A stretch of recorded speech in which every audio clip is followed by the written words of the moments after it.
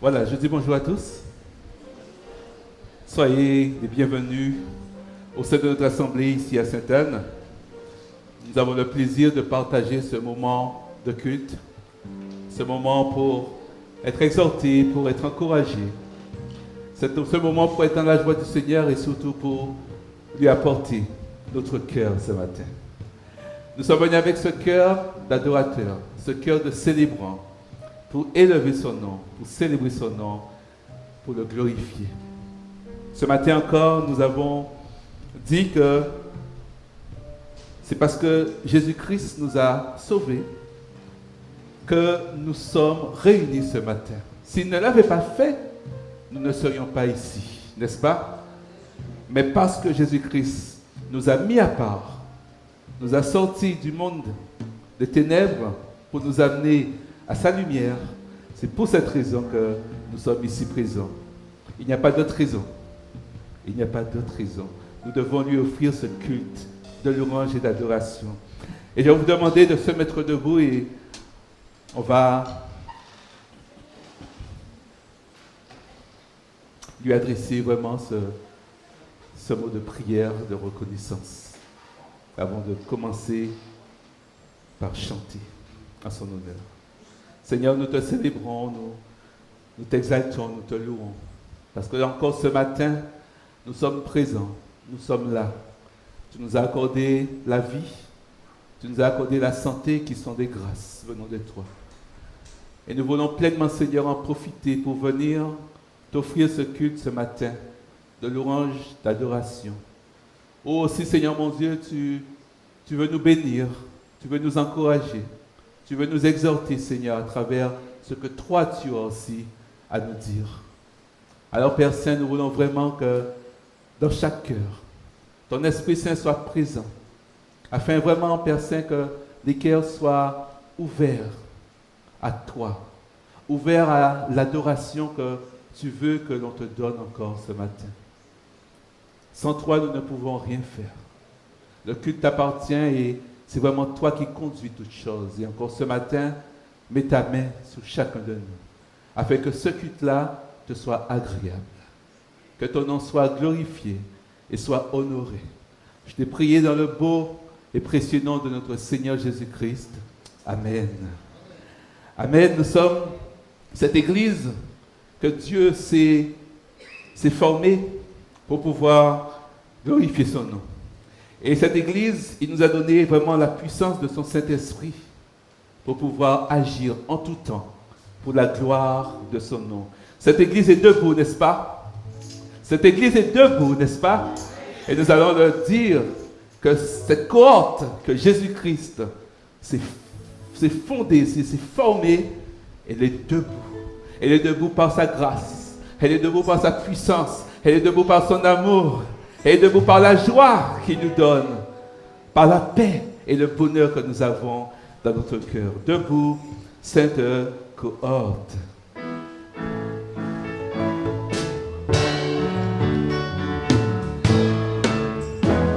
Alors avec moi on y va, debout. Debout, sainte cohorte, sainte du roi des rois.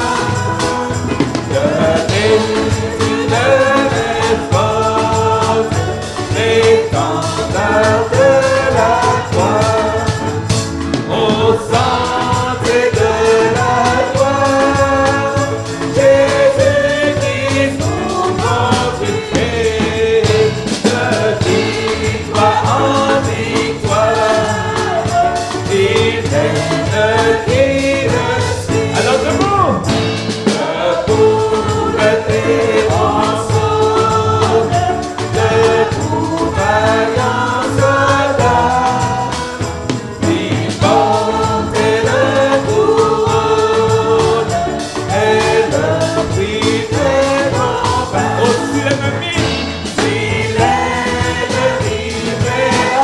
oh, soyez vers et de courage, vivre tout que des gens debout,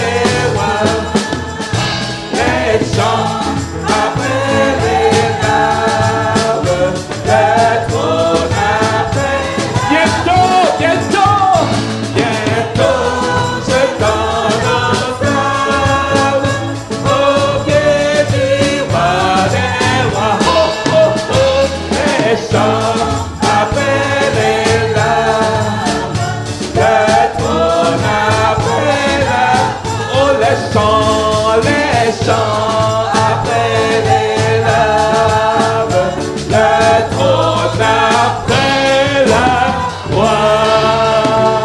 Alléluia. Après la croix, c'est le trône.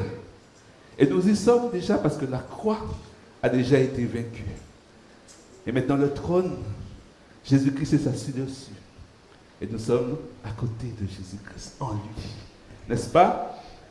Et nous célébrons vraiment ce nom parce que nous venons à Dieu pour lui apporter nos louanges, pour lui apporter notre adoration.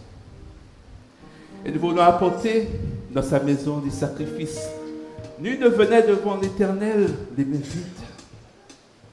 On amène notre sacrifice d'adoration et de louange.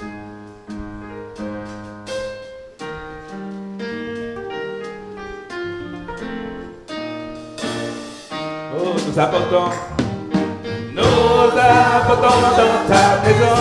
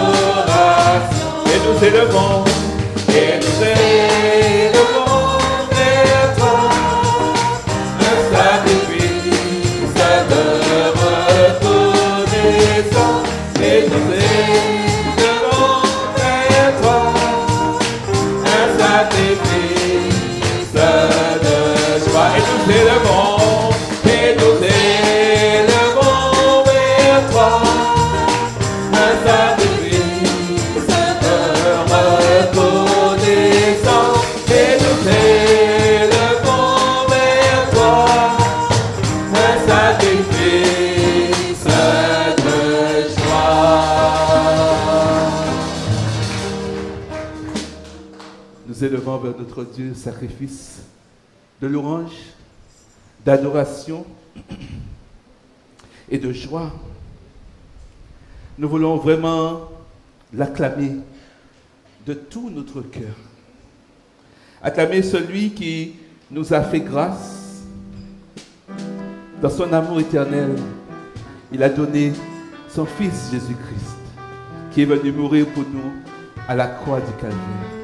Et nous voulons vraiment acclamer ce Dieu qui a tout fait pour nous, qui a brisé nos liens, qui est redoutable. Acclamez Dieu, chantez mon entier et célébrez son nom glorieux. Honorez-le par vos louanges, puis à votre Dieu.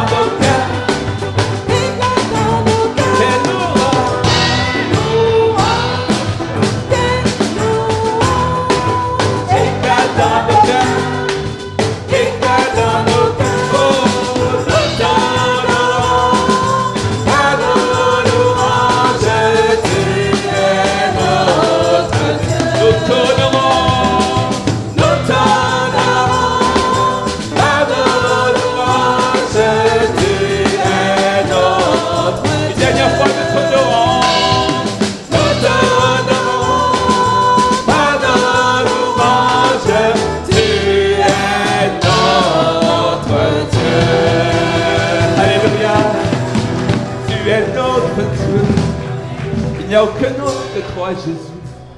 C'est toi qui t'es donné. C'est toi qui as fait le pardon des péchés. Nul autre l'a fait. Aucun autre.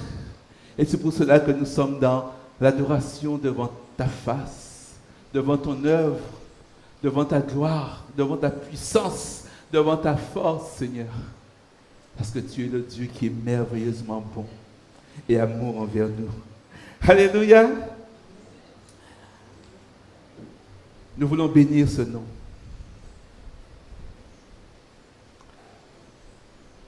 Nous voulons bénir ce nom. Parce que notre Dieu, il est glorieux. Et nous voulons vraiment crier vers lui. Que nous le bénissons. Que nous bénissons son grand nom. Alléluia. Seigneur notre Dieu. Seigneur notre Dieu, tu es glorieux. Nous t'adorons et nous t'aimons. Que ton règne s'établisse sur la terre. Que tes œuvres proclament. On va prendre ça, Seigneur notre Dieu. Hey. Seigneur notre Dieu, tu es glorieux.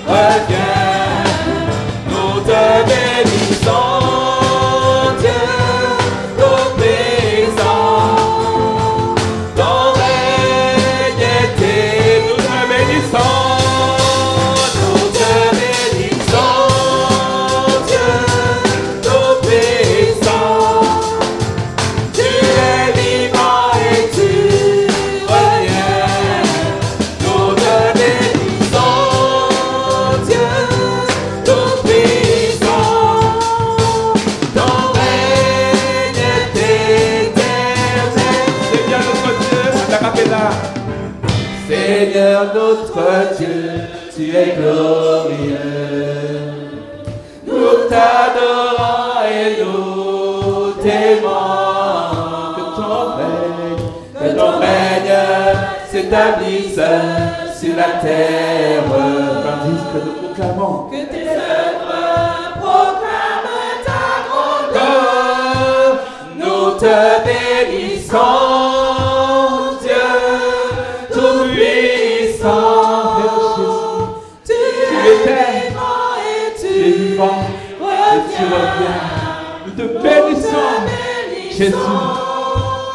Ton règne est éternel. Oh, ton règne est éternel. Nous te bénissons, Dieu tout-puissant. Tu es vivant et tu reviens. Nous te bénissons.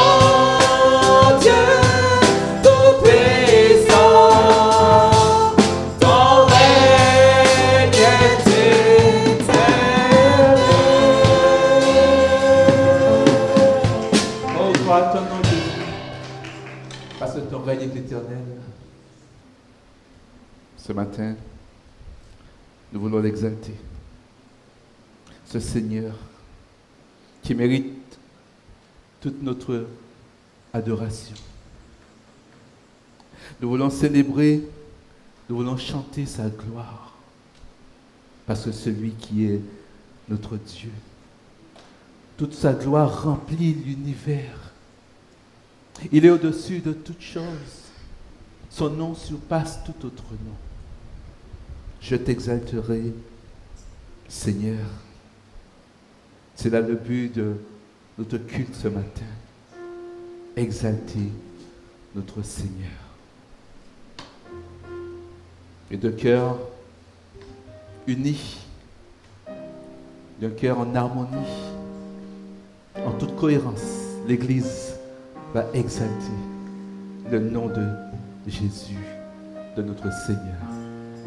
Alléluia.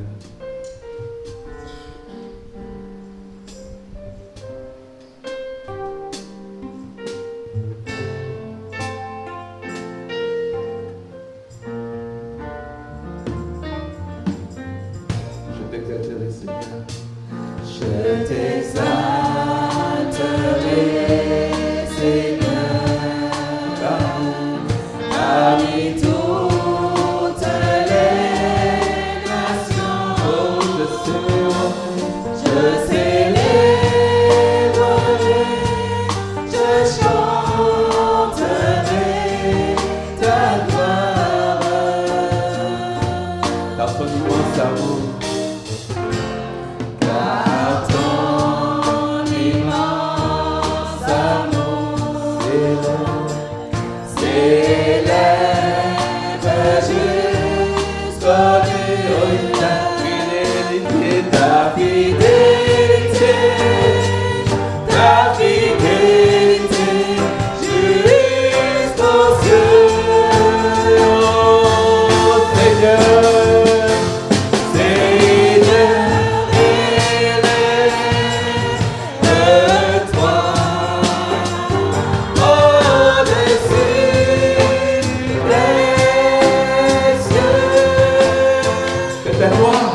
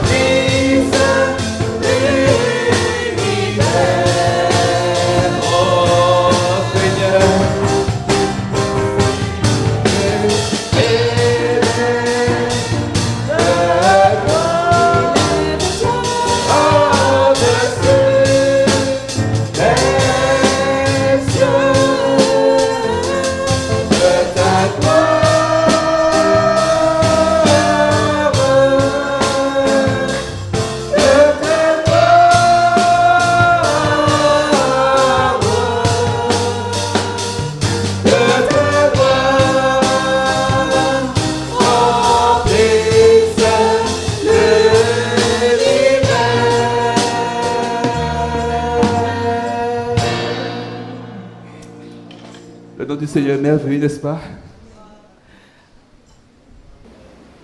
Nous avons besoin d'avoir vraiment toute pleinement confiance à notre Seigneur. En tout temps, en toutes circonstances. Quelles que soient les difficultés que nous vivons, que nous connaissons. Nous avons besoin vraiment d'être blottis dans ses bras. D'être dans la confiance. Parce que notre Dieu, il est fidèle. Et il reste fidèle à jamais.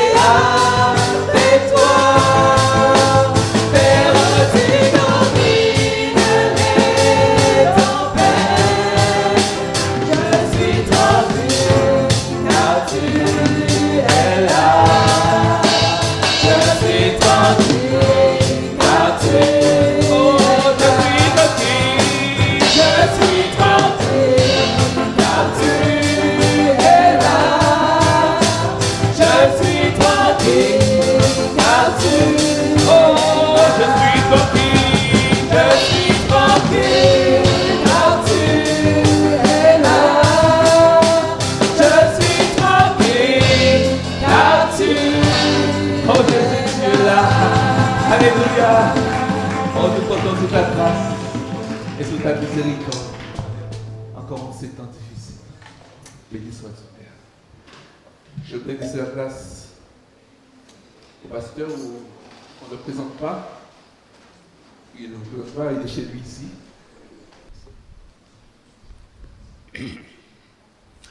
Eh bien, je salue chacun d'entre vous personnellement. Je bénis le Seigneur pour ce qu'il est, pour ce qu'il fait. Je suis content ce matin de voir les anciens visages comme les nouveaux. Cela montre que le Seigneur est à l'œuvre. Il ajoute d'autres âmes, de nouvelles âmes à son Église. Alors bien sûr, vous aurez remarqué que je n'ai pas la voix comme il faut, mais j'aimerais juste donner un tout petit témoignage. Il y a 2 ou 3 jours, j'étais quasiment à fond, et je me demandais dans quelle mesure j'aurais pu répondre à cette invitation. Mais vous savez, notre Dieu est un grand Dieu. Et je suis allé cette semaine, je crois que jeudi ou vendredi, dans un supermarché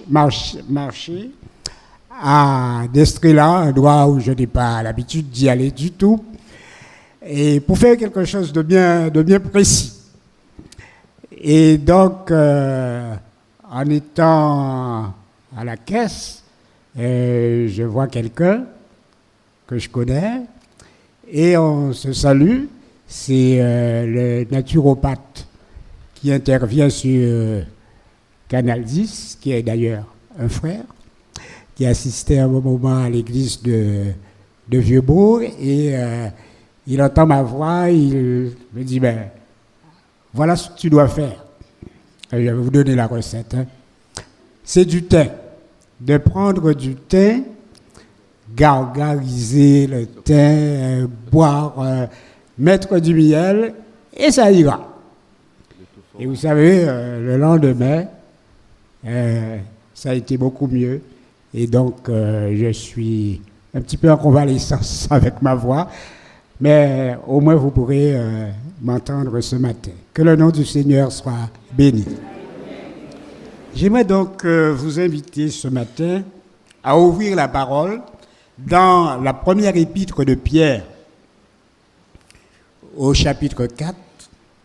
Première épître de Pierre, chapitre 4, versets 12 à 19.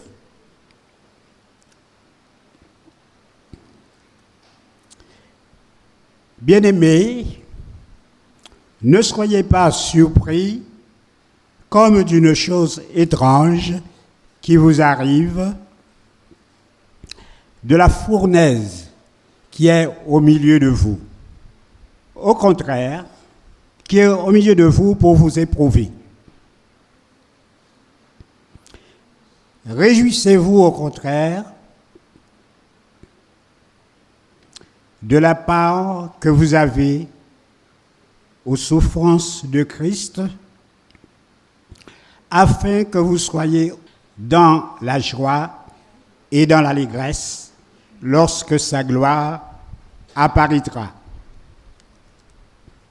Si vous êtes outragés pour le nom de Christ, vous êtes heureux parce que l'Esprit de gloire, l'Esprit de Dieu repose sur vous.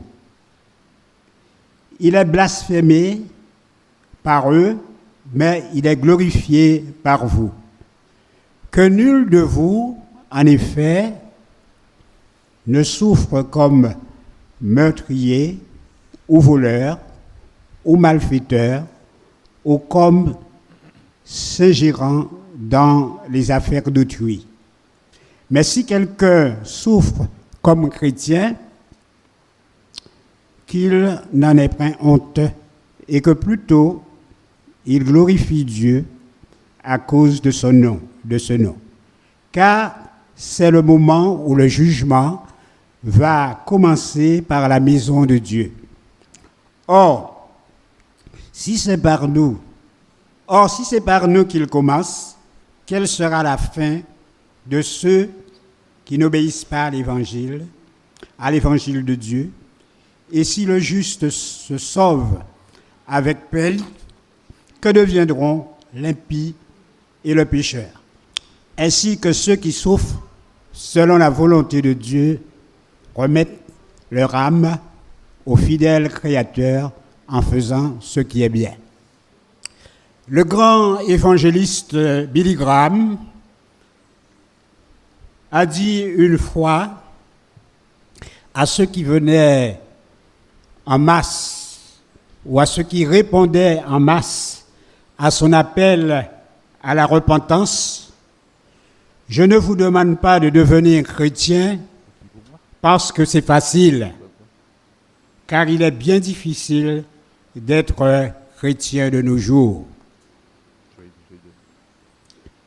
La vie chrétienne comporte son lot d'épreuves, de souffrances.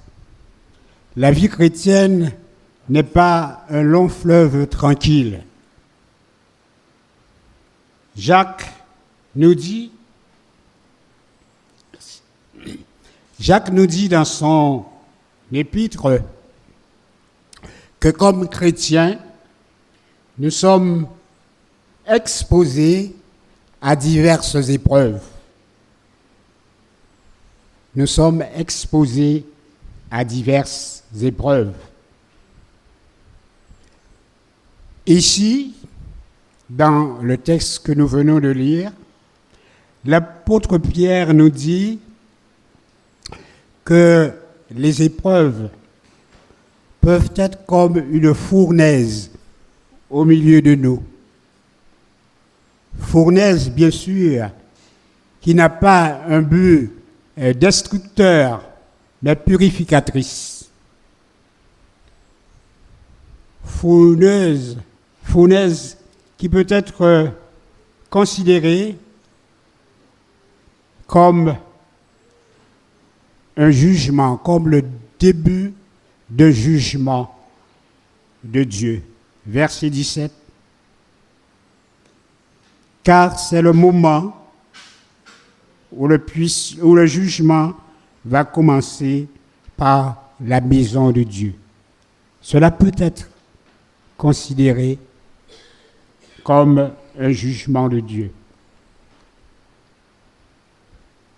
Voyons donc ce que nous apprend ce texte sur les épreuves. Au verset 12, il nous dit: bien-aimés, ne soyez pas surpris comme d'une chose étrange qui vous arrive de la fournaise qui est au milieu de vous pour vous éprouver. Bien-aimés, voilà quelque chose qu'il faut dire d'emblée. Il ne faut jamais perdre de vue que c'est par amour que Dieu nous éprouve. Nous sommes des bien-aimés. Dans l'épreuve, il ne nous faut pas douter de l'amour de Dieu à notre égard. Il reste constant dans son amour pour nous. Ésaïe, chapitre 48, et versets 10 à 11, si quelqu'un peut lire pour moi, Ésaïe 48. Je t'ai mis au creuset, mais non pour retirer de l'argent. Je t'ai trouvé dans la fournaise de la persécution. Voilà. Je t'ai mis au creuset. Je t'ai mis dans cette posture. En fait, c'est pour ton bien. C'est pour en retirer quelque chose de bien. De plus, cette expression bien-aimé est là pour nous aider à faire face à ceux qui nous critiqueraient. Regardez le psaume 42 et le verset 11. Psaume 42, verset 11. Nous continuons dans le même processus, si quelqu'un peut lire pour moi. Mes os se brisent quand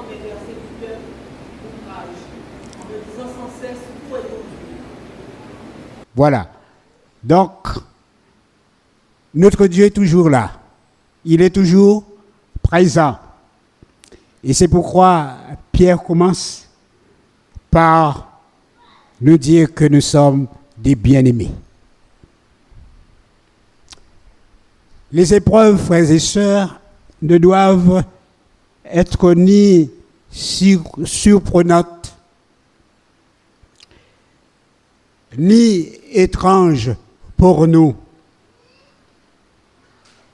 Quelqu'un a dit, dans un monde soumis à Satan, ce qui serait étonnant, ce serait qu'on n'eût pas à souffrir en s'enrôlant sous la bannière de Christ. Dans un monde soumis à Satan, ce qui serait étonnant, ce serait qu'on n'eût pas à souffrir en s'enrôlant sous la bannière de Christ. Ces épreuves peuvent venir de notre famille. Ces épreuves peuvent venir de notre travail. Ces épreuves peuvent venir de notre Église même, parce que nous sommes encore imparfaits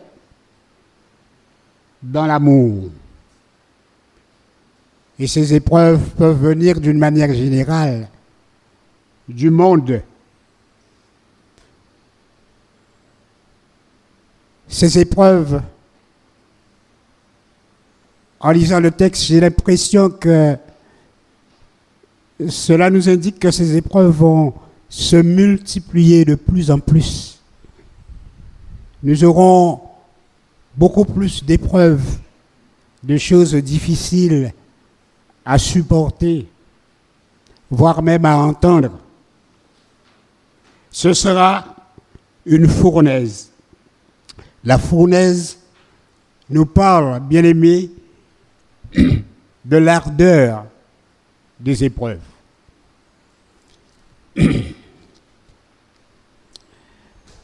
Réjouissez-vous. Oui, c'est bien ce que j'ai vu écrire là. Réjouissez-vous, au contraire, de la part que vous avez aux souffrances de Christ, afin que vous soyez aussi dans la joie et dans l'allégresse lorsque sa gloire apparaîtra. Notre attitude doit être une attitude de joie. Jacques nous le dit carrément dans le chapitre 1er et le verset 2. Mes frères, mes sœurs, regardez comme un sujet de joie complète les diverses épreuves auxquelles vous pouvez être exposés. Regardez comme un sujet de joie les diverses épreuves auxquelles vous pouvez être exposés.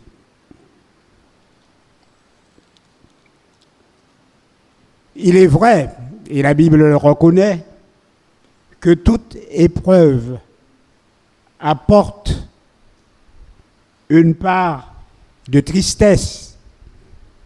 1 Pierre, chapitre 1er. Et le verset 6.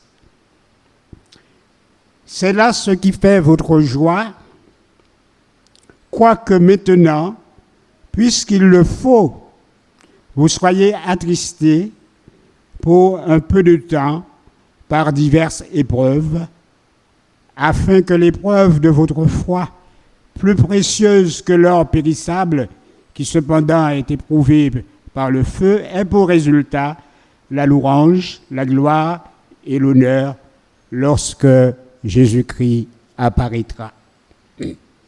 Donc, il est dit que notre attitude doit être une attitude de joie. Il y a bien sûr un élément ou des éléments de tristesse, mais la joie que communique le Saint-Esprit doit étouffer la tristesse qui aurait pu s'accrocher à nous, à l'exemple de ceux qui ne connaissent pas Dieu. Le verset 13 de notre texte nous fournit 2 raisons pour que nous soyons joyeux.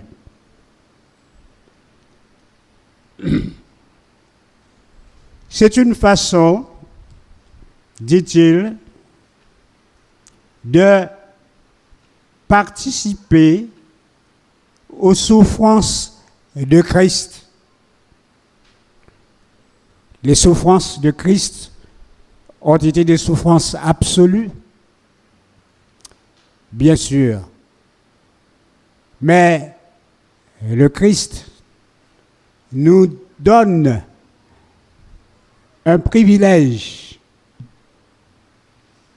c'est d'être participant à ces souffrances. Il a enduré ces souffrances sur la croix pour nous accorder ce merveilleux salut que nous avons en Jésus. Mais nous aussi, nous aurons à souffrir. Et cela devrait être un privilège. Il y a un passage qui dit « Le Christ a souffert, armez-vous de cette pensée que vous aussi vous allez souffrir. » Donc, cette attitude de joie il nous est dit que nous devons avoir, même si cela est ponctué par des moments de tristesse, voire même des moments de pleurs, mais nous devons savoir que nous sommes en train de nous approprier ou de participer aux souffrances du Christ. Et la deuxième chose qu'il nous dit, c'est que ce sera gratifiant pour nous au retour de Jésus-Christ.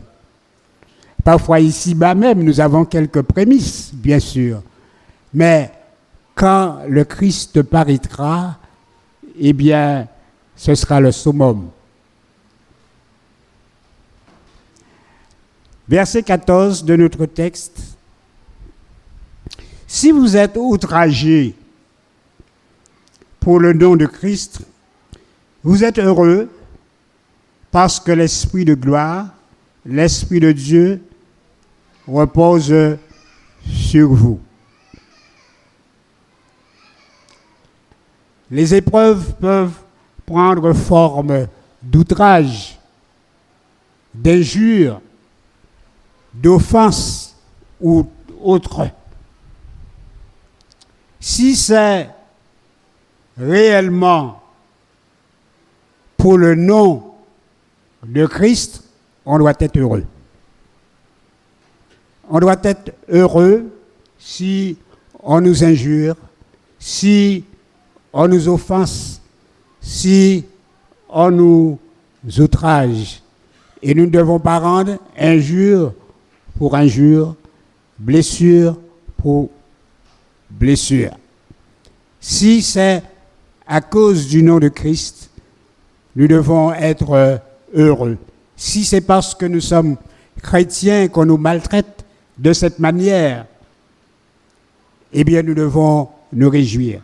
C'est un signe que l'Esprit de gloire, l'Esprit de Dieu est là. L'Esprit de Dieu est en nous. Matthieu, chapitre 5.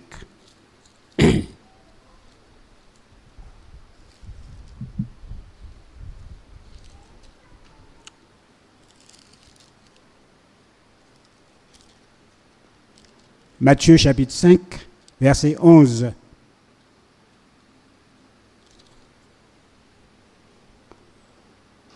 Heureux serez-vous lorsqu'on vous outragera, qu'on vous persécutera et qu'on dira faussement de vous toutes sortes de mal à cause de moi. Que faut-il faire? Réjouissez-vous et soyez dans l'allégresse, parce que votre récompense sera grande dans les cieux, car c'est ainsi qu'on a persécuté les prophètes qui ont été avant vous. Donc, quelles que soient les formes ou la forme que peut prendre des épreuves, eh bien, si c'est là, par rapport à notre posture de chrétien, notre position de chrétien, eh bien, nous ne devons pas rendre chou pour chou, mais nous devons être heureux. Et c'est là le signe que l'Esprit de Dieu est bien en nous. Parce que si nous répondons comme le monde, eh bien, ce n'est pas une belle démonstration que nous donnons. Alors, mais Pierre va dire quelque chose qui nous intéresse, bien sûr, tout ce qu'il dit nous intéresse. Mais il dit au verset 14, vers la fin, il est blasphémé par eux, bien sûr, mais il est glorifié par vous. Alors, il dit au verset 15, que nul de vous, en effet, ne souffre comme meurtrier ou voleur ou malfaiteur ou comme s'ingérant dans les affaires d'autrui. Alors, ici, il faut faire attention à ne pas confondre les inconséquences de chrétiens et l'épreuve. Il y a une différence entre les inconséquences des chrétiens et les épreuves. Et il dit que si c'est parce que nous sommes inconséquents, eh bien, il ne faut pas nous plaindre. Que nul de vous, en effet, ne souffre comme meurtrier ou voleur ou malfaiteur ou comme s'ingérant dans les affaires d'autrui. Si nous avons brisé certaines lois, nous aurons à payer le prix. Si vous avez tué quelqu'un, le prix c'est d'aller en prison, de subir votre peine. Mais ce n'est pas pour la cause de l'évangile qu'on vous a mis en prison. Si vous avez volé une pomme ou je ne sais, une mangue, vous n'aurez pas volé de mangue-pomme parce qu'il y en a à la fin de la réunion. Donc, si vous volez, si vous faites un méfait quelconque, eh bien, vous allez payer les conséquences. Dieu dit, ceux qui se plaignent d'être persécutés feraient bien de se demander s'ils ne se sont pas attirés l'animosité du monde par des procédés indiscrets, manquant de tact et de délicatesse. Charles Rochedieu, qui était pasteur en Suisse et qui a écrit quelques ouvrages, et notamment des chants aussi que nous chantons, entre tes mains, j'abandonne tout ce que j'appelle, etc. Donc, ne vous plaignez pas si c'est vous-même qui avez cherché ça. Ne dites pas, mais non, c'est à cause de vos inconséquences. Alors, il ne va pas nous laisser là, mais il va nous dire, mais si quelqu'un souffre comme chrétien, qu'il n'en ait point honte et que plutôt il glorifie Dieu à cause de ce nom. Que ce soit à cause du nom de chrétien que nous portons que nous souffrons. Si c'est à cause de cela, eh bien, il nous faut glorifier Dieu à cause de ce nom. Regardez deux passages. En Actes des Apôtres,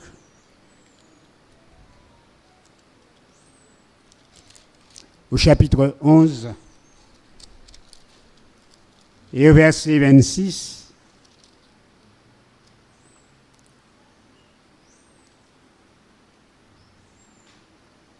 Pendant toute une année, ils se réunirent aux assemblées de l'Église et ils enseignèrent beaucoup de choses, de personnes. Ce fut à Antioche que pour la première fois, les disciples furent appelés chrétiens. C'était un signe à Antioche, c'était un signe de dérision. Et nous nous souvenons, en Acte 26,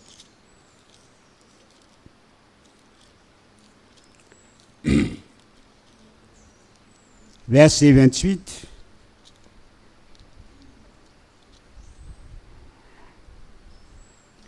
Acte 26 et verset 28, Agrippa dit à Paul, tu vas bientôt me persuader de devenir chrétien.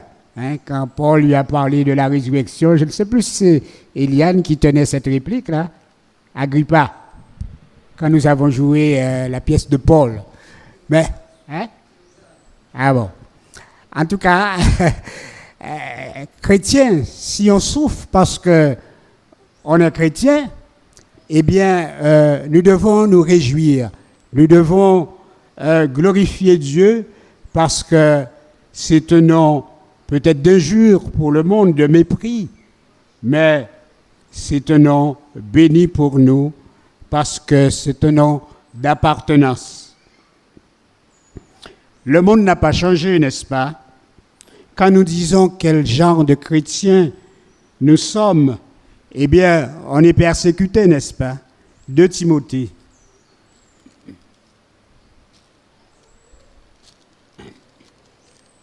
De Timothée, chapitre 3,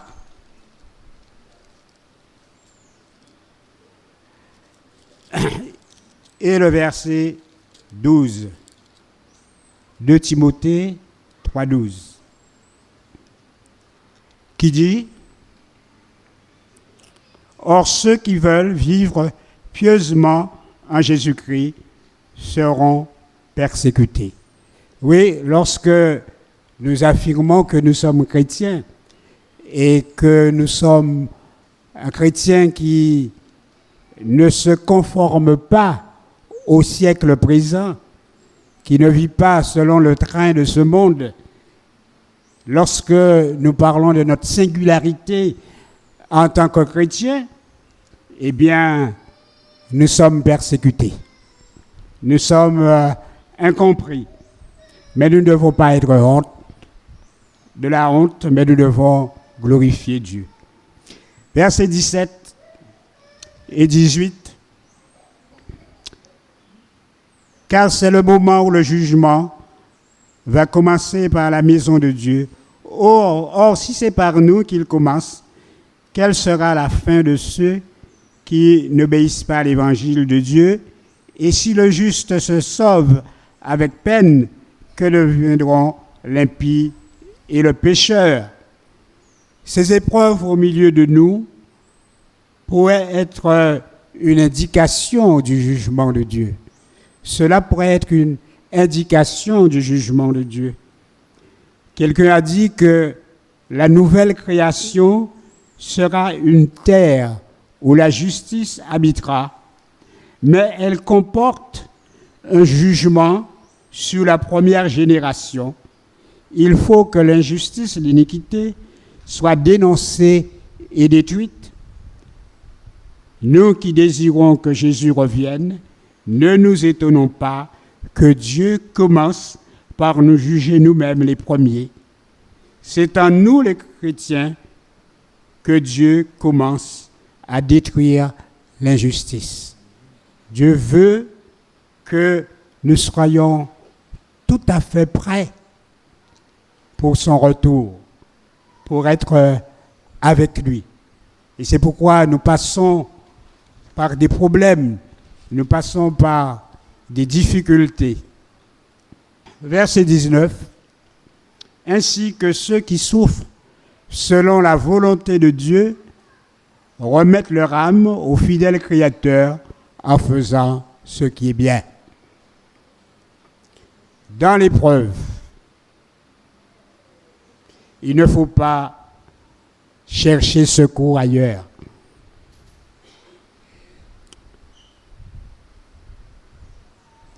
Mais il faut s'y remettre à Dieu et faire du bien à ceux qui nous persécutent. Car ils peuvent être des instruments entre les mains de Dieu pour notre bien-être spirituel. Cela peut paraître un peu contradictoire, mais des fois, les épreuves, les situations que Dieu permet, aussi dures, aussi fournaises que ça peut être, mais c'est parce que Dieu veut retirer le meilleur de nous-mêmes. Il veut que nous soyons prêts pour pouvoir le rencontrer. Il ne s'agit pas de chercher les épreuves. Vous savez, en préparant ça, j'ai pensé au frère Arnel, Léonel. Il nous disait une fois, mais c'est mais quoi? Enfin, je traduis peut-être un petit peu.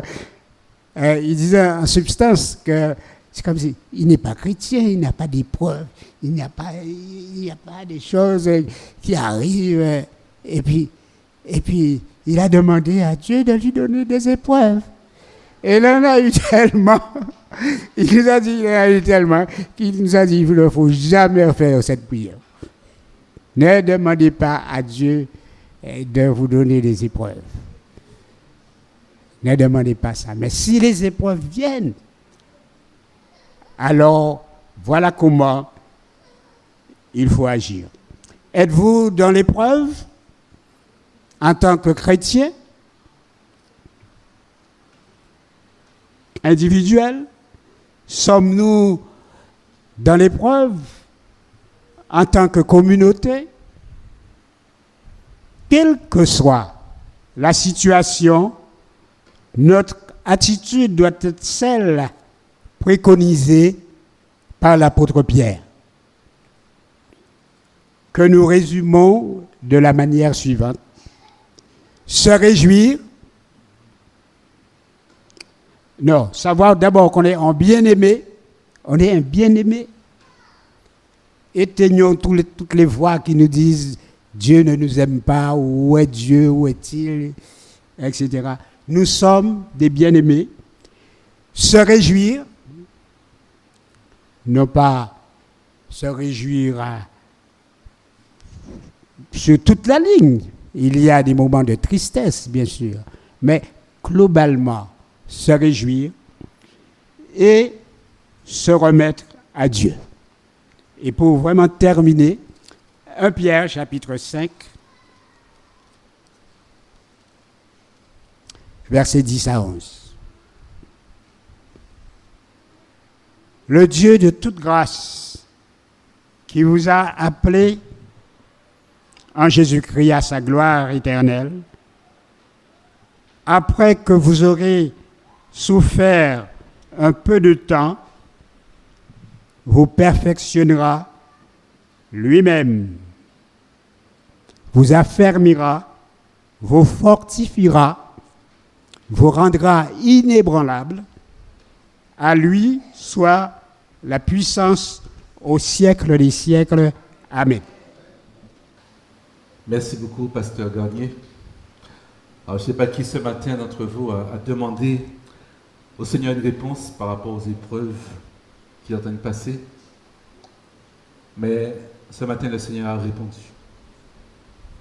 Et ne faites pas comme le peuple d'Israël. Alors, je vais donner aux musiciens et aux chanteurs de monter pour qu'on puisse chanter le dernier chant. qu'on a chanté tout à l'heure. Là. Ne faites pas comme le peuple d'Israël, qui demandait au prophète, consulte l'Éternel pour nous, pour que nous puissions savoir qu'est-ce qu'il faut faire. Et une fois que le prophète a consulté l'Éternel a donné sa réponse, le prophète revient au peuple et dit, voilà ce que l'Éternel a dit de faire. Et Israël qui répond, non, Dieu ne peut pas avoir dit ça. Ne soyons pas comme ça. Ce matin, Dieu a parlé. Et même si tu n'as pas demandé à Dieu cette prière, sache que Dieu a parlé ce matin pour les cœurs. Que le Seigneur puisse vraiment nous faire grâce. On va se mettre debout. Et ce chant va conclure vraiment ce que l'orateur a parlé ce matin. Pour Jésus.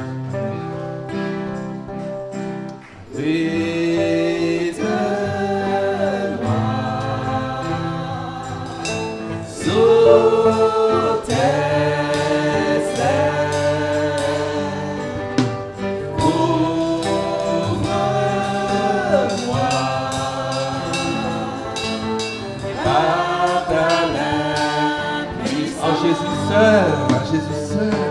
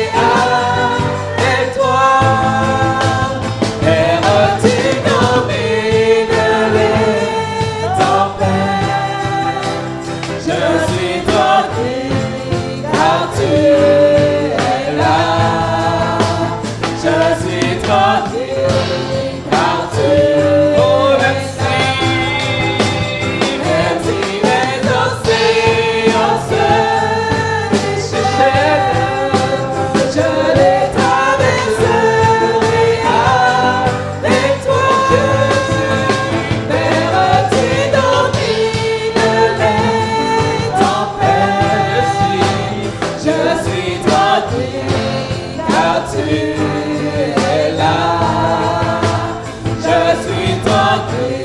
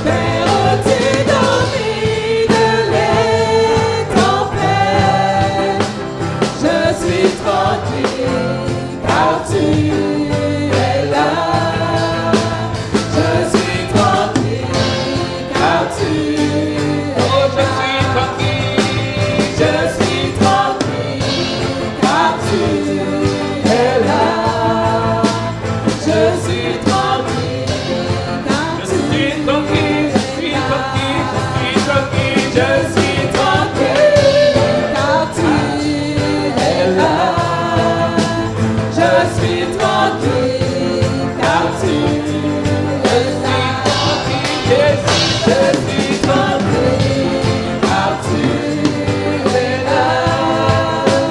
Je suis tranquille, car tu es là. Alléluia. Tu es fidèle, et il est fidèle jusqu'au bout.